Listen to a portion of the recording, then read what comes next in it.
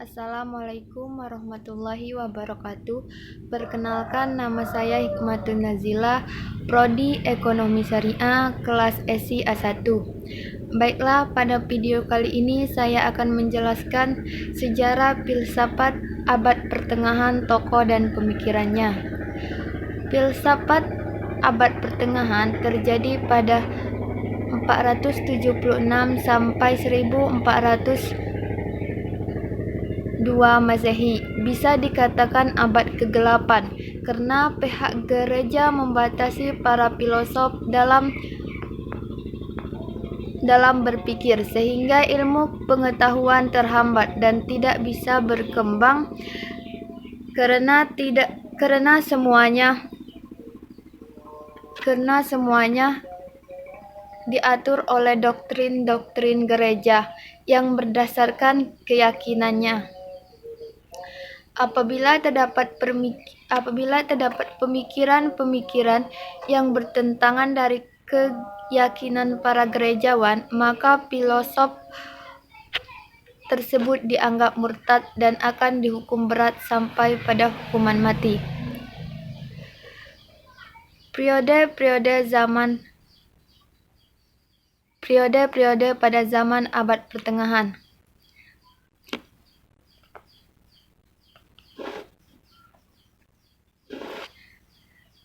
Filsafat pada zaman abad pertengahan mengalami dua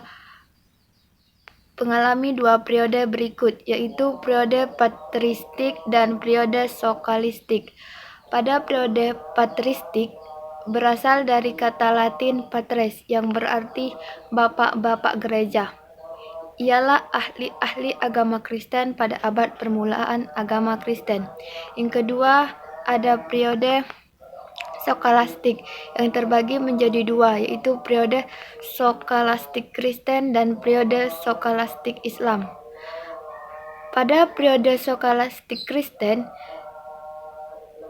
terjadi berlangsung pada tahun 2008 sampai 1500 Masehi.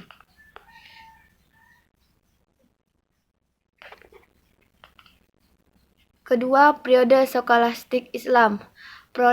Para skolastik Islamlah yang pertama mengenalkan filsafatnya Aristoteles. Di antaranya adalah Ibnu Rushd. Ia mengenalkan kepada orang-orang barat yang belum mengenal filsafat Aristoteles. Para ahli pikir Islam atau skolastik Islam yaitu Al-Kindi, Al-Farabi, Ibnu Sina, Al-Ghazali, dan Ibnu Rushd. Tokoh-tokoh filsafat pada zaman abad pertengahan. Tokoh filsafat Islam di dunia Islam Barat. Pertama, Ibnu Majah pada tahun 1082 sampai 1138 Masehi. Ibnu Majah lahir di Saragossa, Andalusia pada tahun 475 Hijriah atau 1082 Masehi. Pemikiran filsafatnya berkisar tentang masalah metafisika, teori pengetahuan, filsafat akhlak, dan takdir al-mutawahhid. Yang kedua, Ibnu Tufail pada tahun 1082 sampai 1138 Masehi. Nama lengkapnya adalah Abu Bakar Muhammad Ibnu Abid al-Malik Ibnu Muhammad Tufail al-Qaisi. Di barat dikenal dengan Abu Bakar. Kedua, selain itu juga ada Ibnu Rushd pada tahun 520 Hijriah atau 1134 Masehi atau teori kebenaran ganda. Ibnu Rushd lahir di Maroko 10 Desember 1198.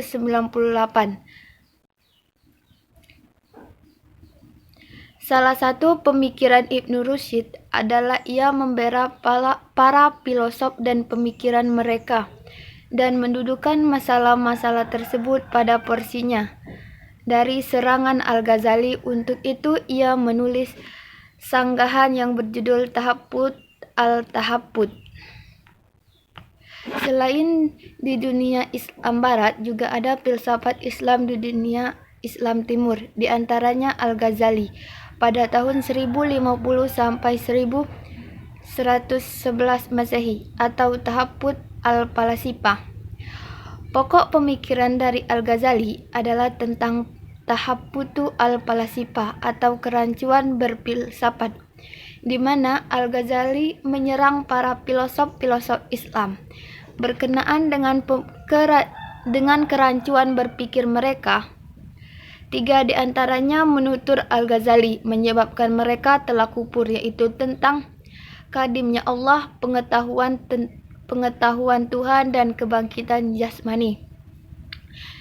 Ibnu Khaldun pada tahun 1332 Masehi sampai 1406 Masehi. Abu Bakar Ar-Razi pada tahun 865 sampai 1925 Masehi.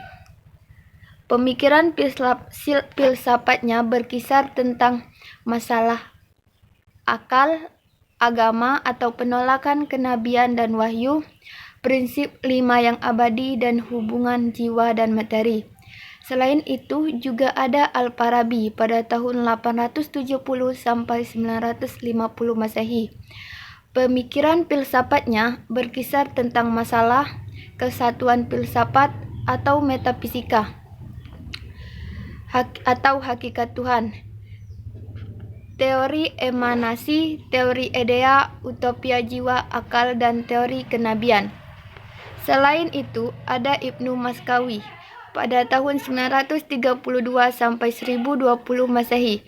Pemikiran filsafatnya berkisar tentang masalah filsafat akhlak dan jiwa. Selain itu, ada Ibnu Sina pada tahun 980 sampai 1037 Masehi. Pemikiran filsafatnya berkisar tentang masalah fisika dan metafisika, filsafat emanasi, filsafat jiwa, akal, dan teori kenabian. Baiklah, hanya itu yang dapat saya sampaikan. Kurang dan lebihnya saya mohon maaf. Saya akhiri. Wassalamualaikum warahmatullahi wabarakatuh.